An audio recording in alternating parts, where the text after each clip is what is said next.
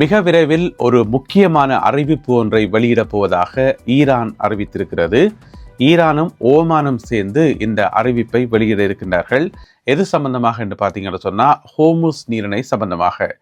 எங்கள் எல்லாருக்குமே தெரியும், இப்போ கொஞ்ச காலமாக ஈரானும் ஓமானும் சேர்ந்து பேச்சுவார்த்தையில் ஈடுபட்டு வருகின்றார்கள். இந்த ஹோர்முஸ் நீரிணை பகுதியை எப்படியாவது ஃபுல்லாக திறந்து அதில் நிர்வகிக்கிறது சம்பந்தமாக இரண்டு நாடுகளும் பேச்சுவார்த்தை நடத்தி கொண்டே வருகின்றார்கள். அதனுடைய ஒரு முக்கியமான கட்டம் இப்பொழுது எட்டப்பட்டிருப்பதாக இரண்டு நாடுகளுமே அறிவித்திருக்கின்றன.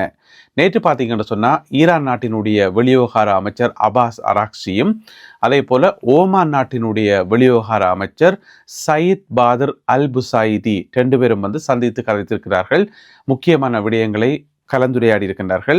அதுக்கு பிறகுதான் ரெண்டு பேருமே அறிவித்திருக்கின்றார்கள் மிக விரைவில் ஒரு முக்கியமான அறிவிப்பு வெளியாகும் என்று சொல்லி.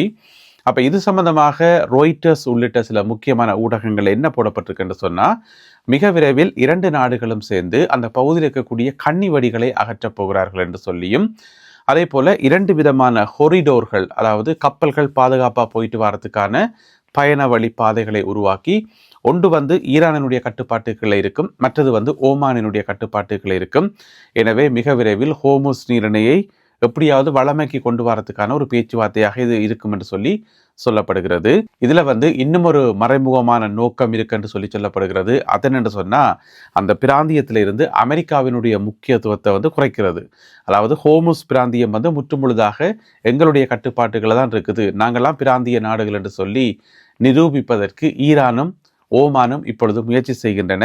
எனவே அமெரிக்கா இதில் இருந்து ஓரங்கட்டப்படுகின்றது என்று சொல்லி ராய்ட்டர்ஸ் செய்தி வெளியிட்டிருக்கிறது.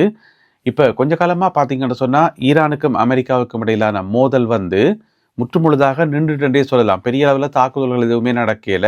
கடைசியாக அமெரிக்கா ஒரு 13 நாட்கள் தொடர்ச்சியாக ஒவ்வொரு நாளும் இரவு போய் தாக்குதல் நடத்தினதை ஒழிய மற்றபடி அதுக்கு பிறகு எந்த விதமான தாக்குதல்களும் இடம்பெறையில.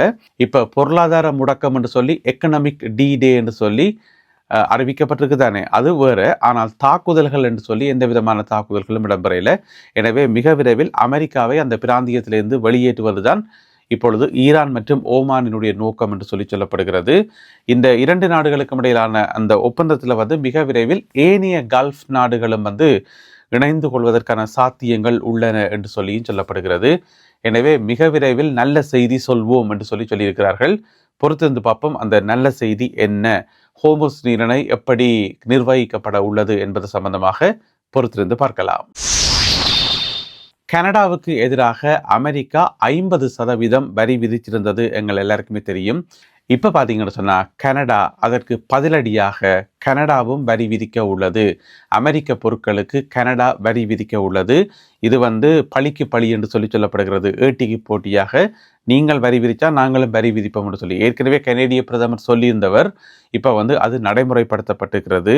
கிட்டத்தட்ட அமெரிக்காவில் இருந்து வரக்கூடிய 700 வகையான பொருட்கள், 700 வகையான பொருட்களுக்கு சில பொருட்களுக்கு 15%, சில பொருட்களுக்கு 25%, ஒரு சில பொருட்களுக்கு 50% வரி விதிக்கப்படும் என்று சொல்லி கனடா இப்பொழுது அறிவித்திருக்கிறது. இதை கவுண்டர் டரிஃப் என்று சொல்கிறார்கள். அதாவது போட்டிக்காக விதிக்கப்படுகின்ற வரி என்று சொல்லி. இதன் மூலம் கனேடிய டாலர் 27.6 பில்லியன் கனேடிய டாலர் பெறுமதியான பொருட்களுக்கு இந்த வரி விதிக்கப்படும். இதில் மிக முக்கியமானது அமெரிக்காவிலிருந்து கனடாவுக்கு இறக்குமதி செய்யப்படுகின்ற இரும்பு, ஸ்டீல், மற்றது அலுமினியம் போன்ற பொருட்கள் அடங்கும் என்று சொல்லப்படுகிறது. இதில் அமெரிக்காவும் வரி விதிச்சிருக்குது, கனடாவும் வரி விதிச்சிருக்குது. யாருக்கு அதிக பாதிப்பு என்ற ஒரு கேள்வி இங்கே இருக்குதானே. இப்போ சர்வதேச பொருளாதார நிபுணர்களுடைய கருத்தின்படி அமெரிக்க மக்கள் தான் இதில் பாதிக்கப்படுவார்கள், அதிக அளவு பாதிக்கப்படுவார்கள் என்று சொல்லி சுட்டிக்காட்டப்பட்டிருக்கிறது. இப்போ எங்கள் எல்லாருக்குமே தெரியும், கனடாவும் அமெரிக்காவும் ஒரு அண்ணன் தம்பி போல நீண்ட காலமாக இரண்டு நாடுகளுக்கும் இடையில நல்ல உறவு இருக்குது, நிறைய தொடர்புகள் இருக்குது, வியாபார தொடர்புகள் எல்லாம் இருக்குது. இரண்டுமே அந்த ஆழமாக வேரூன்றிய நாடுகள், ஒன்றோடு ஒன்று கனடாவும் அமெரிக்காவும். அப்படி இருக்கும்போது திடீரென்று டொனால்ட் ட்ரம்ப் அவர்கள் கனடாவுக்கு எதிராக கதைக்கிறதும், கனடாவுக்கு தடைகள் விதிக்கிறதும், பொருளாதார தடைகளை கொண்டு வரதும், வரி விதிக்கிறதும் என்று சொல்லி ஆரம்பித்தா அப்போ நீண்ட காலமாக இருந்த நட்பு கேள்விக்குறியாகும் தானே. இதுதான் ஆரம்பத்தில் சொல்லப்பட்டது. என்ன, நாங்கள் எவ்வளோ பெரிய நண்பர்கள், அதை கூட நீங்கள் மறந்துட்டீங்களான்னு சொல்லி. எனவே ட்ரம்ப் எதையுமே கணக்கெடுக்காமல், நீண்ட கால சிந்தனை இல்லாமல் தண்டவாட்டில் செய்து கொண்டு போகிறது தானே ஒவ்வொரு வேலையும். எனவே கனடா வந்து நீண்ட காலமாக பொறுமையாகவே இருந்தது. அமெரிக்கா என்னதான் செய்ய போது பார்ப்போம் என்று சொல்லி பொறுமையாக தான் இருந்தது. இப்போ பார்த்தீங்கன்னு சொன்னால் பொறுமையை இழந்து விட்டார்கள். நீங்கள் வரி விதித்தா நாங்களும் வரி விதிப்போம் என்று சொல்லி.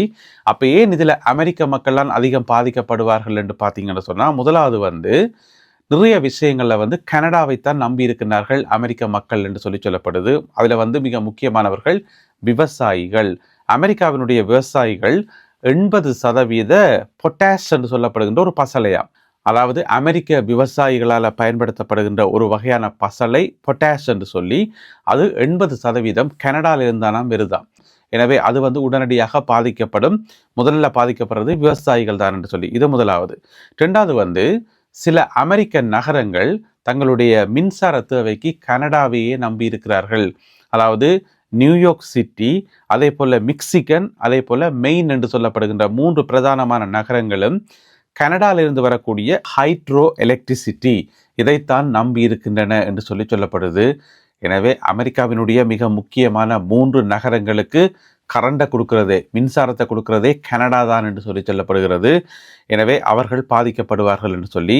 மூன்றாவது பார்த்தீங்கன்னு சொன்னால், அமெரிக்காவில் இருக்கக்கூடிய நிறைய எண்ணெய் சுத்திகரிப்பு நிலையங்கள் வந்து, அதாவது கனேடியன் போர்டருக்கு பக்கத்தில் இருக்கக்கூடிய நிறைய எண்ணெய் சுத்திகரிப்பு நிலையங்கள் வந்து கனடாவிலிருந்து இறக்குமதி செய்யப்படுகின்ற குரூட் ஆயில், அதாவது கனடாவில் உற்பத்தி செய்யப்படுகின்ற கனடாவில் அகழ்ந்தெடுக்கப்படுகின்ற குரூட் ஆயில் இருக்குத்தானே, அது வந்து மிகவும் விசேஷமானது, அதாவது மிகவும் ஹெவியானது.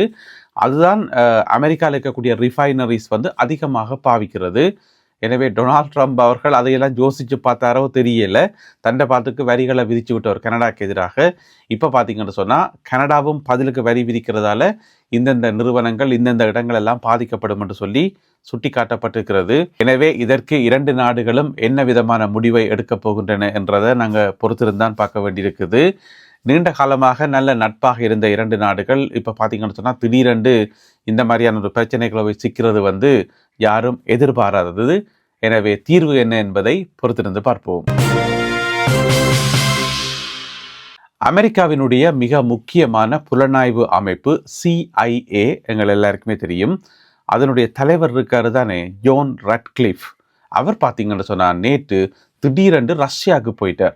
ரஷ்யாவினுடைய தலைநகர் மொஸ்கோவுக்கு போயிட்டு, ஏன் போனார் எதுக்கு போனார்ன்னு தெரியல, திடீரென்று மொஸ்கோவுக்கு போயிட்டு திரும்பி வந்திருக்கார். இது வந்து பெரிய ஒரு அதிர்ச்சியையும் பல கேள்விகளையும் எழுப்பி இருக்குது. ஏன்னு சொன்னால் அமெரிக்காவுக்கும் ரஷ்யாவுக்கும் இடையில வந்து ஆகாதுன்றது எங்கள் எல்லாருக்குமே தெரியும். இப்போ கிட்டடியில் கூட யுக்ரைனுக்கு வந்து ஆயுதங்கள் கொடுக்குற சம்பந்தமாக, யுக்ரைனை வந்து பலப்படுத்துகிற சம்பந்தமாக அமெரிக்கா பேச்சுவார்த்தை நடத்தி கொண்டிருக்குது. நிறைய உதவிகளை வந்து செய்து கொண்டிருக்குது. அப்படி இருக்கும்போது அமெரிக்காவினுடைய மிக முக்கியமான புலனாய்வு அமைப்பினுடைய தலைவர் ஜோன் ரட்க்ளிஃப் வந்து ரஷ்யாவுக்கு போகிறன்றது நிச்சயம் பார்க்க முடியாத ஒரு ஆச்சரியமான விஷயம்.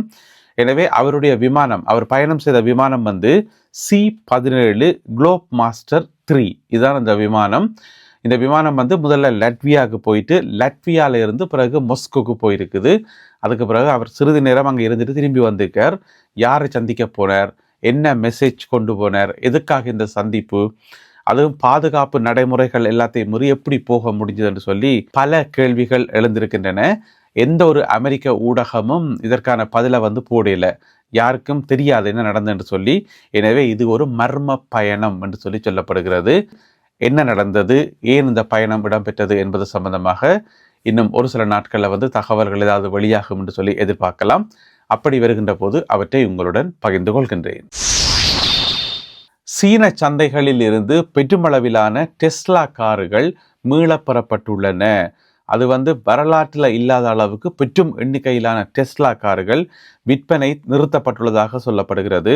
எவ்வளோண்டு பார்த்தீங்கன்னு சொன்னால் 29,75,910 கார்கள், கொஞ்சம் நெஞ்சம் இல்லை, 29,75,910 டெஸ்லா கார்கள் சீன சந்தைகளில் இருந்து ரீகால் பண்ணப்பட்டுள்ளன என்று சொல்லி மீளப்பெறப்பட்டுள்ளன. ஏனென்று சொன்னால் கதவு திறக்கிறதுல பிரச்சனையாம். டெஸ்லா கார்களில் முதல்ல வந்து வெளிப்பக்கம் உங்களுக்கு டெஸ்லா காரை வந்து முதல் முறையாக பார்க்குற ஒரு ஆளுக்கு வந்து கதவு எப்படி துறக்கிறதே தெரியாமல் இருக்குமே என்று சொன்னால், அந்த கதவை துறக்கிற அந்த பிடி இருக்குது தானே, அது வந்து கதவுக்குள்ளே மறைஞ்சு தான் இருக்கும். முதல்ல அந்த பிடியை கண்டுபிடிச்சி வெளியில் கொண்டு வரணும், அதுக்கப்புறம் தான் அதை பிடிச்சி இழுத்து துறக்கணும் என்று சொல்லி அதுக்கு இப்போ லேட்டஸ்ட் மாடலில் வந்து சில பட்டன் சிஸ்டங்கள் இருக்குது, அது வேறு பிரச்சனை. இருந்தாலும் சாதாரண ஒரு டெஸ்லா காரில் வந்து புடி வந்து அப்படித்தான் இருக்கும். இது முதலாவது பிரச்சனை. ரெண்டாவது வந்து உள்ளுக்குள்ளே இருந்து இமர்ஜென்சிக்கு வந்து வெளியில் திறக்கத்தானே வேணும், கதவை திறக்கத்தானே வேணும். அப்படி திறக்கிற அந்த பட்டன் கூட அதை கண்டுபிடிக்கிறதே கஷ்டமாக இருக்குது. இப்போ சாதாரணமாக கண்ணுக்கு முன்னால் தெரிகிற பட்டன் கூட ஒரு எமர்ஜென்சியில் வந்து திறக்கிறது சிலவங்களோட கண்ணுக்கு தெரியாமலே போகும். முன்னால் தான் இருக்கும் அந்த பட்டன், ஆனால் நாங்கள் ஒரு பதட்டத்தில் இருக்கும்போது தெரியாமல் போகும். இப்போ கார் வந்து ஆக்சிடென்ட் பட்டு தலைகளாக பிறண்டிருக்குன்னு வைங்களேன், அந்த டைமில் வந்து அவருக்கு தெரியுமா பட்டன் எங்கே இருக்குன்னு ப்ரெஸ் பண்ணுறது. எனவே ஒரு காரில் வந்து எமர்ஜென்சி விஷயங்கள் வந்து வெளிப்படையாக முன்னுக்கு தெரியக்கூடிய மாதிரி இருக்கணும். ஆனால் டெஸ்லா காரில் வந்து உள்ளுக்குள்ளேருந்து திறக்கிற பட்டன்ஸ் வந்து அதுவும் கூட அந்த கார்ன சுவர் இருக்குது தானே, என்ன சொல்கிறது, கார்ன பொடி, அந்த பொடியோட சேர்த்து மறைஞ்சிருக்குது, உள்ளுக்குள்ளே மறைஞ்சிருக்குன்னு சொல்லப்படுது. அதனால் நிறைய பேர் வந்து அவசரத்துக்கு டோரை திறக்க முடியலை என்று சொல்லி கம்ப்ளைண்ட் பண்ணிக்கணும். அது வந்து டெஸ்லா கார்ன அமைப்பே அதுதானே. எனவே என்ன சொல்லப்பட்டிருக்குன்னு சொன்னால், இவ்வளோ லட்சக்கணக்கான கார்களை கொண்டு போய் திரும்ப கொண்டு போங்க உங்களோட ஃபேக்ட்ரி கொண்டு போயிட்டு அதெல்லாத்தையும் வந்து திருத்தி கொண்டு வாங்க, போய் திருத்தி எழுதி கொண்டு வாங்க என்று சொல்லி அனுப்பி விடுற மாதிரி இப்போ இவ்வளவு லட்சக்கணக்கான கார்களையும் வந்து சீன அரசாங்கம் திருப்பி விட்டுக்கிறது. எனவே அவை மிக விரைவில் மாற்றங்கள் செய்யப்பட்டு, சொல்லப்பட்ட தேவையான மாற்றங்கள் எல்லாம் செய்யப்பட்டு மறுபடியும் விற்பனைக்கு விடப்படும் என்று சொல்லி அறிவிக்கப்பட்டுள்ளது. இந்த காணொலியில் பகிர்ந்து கொள்ளப்பட்ட செய்திகள், தகவல்கள் தொடர்பான உங்களுடைய கருத்துக்களை மறக்காமல் கீழே எழுதுங்கள். மீண்டும் சந்திப்போம் உறவுகளே. நன்றி, வணக்கம்.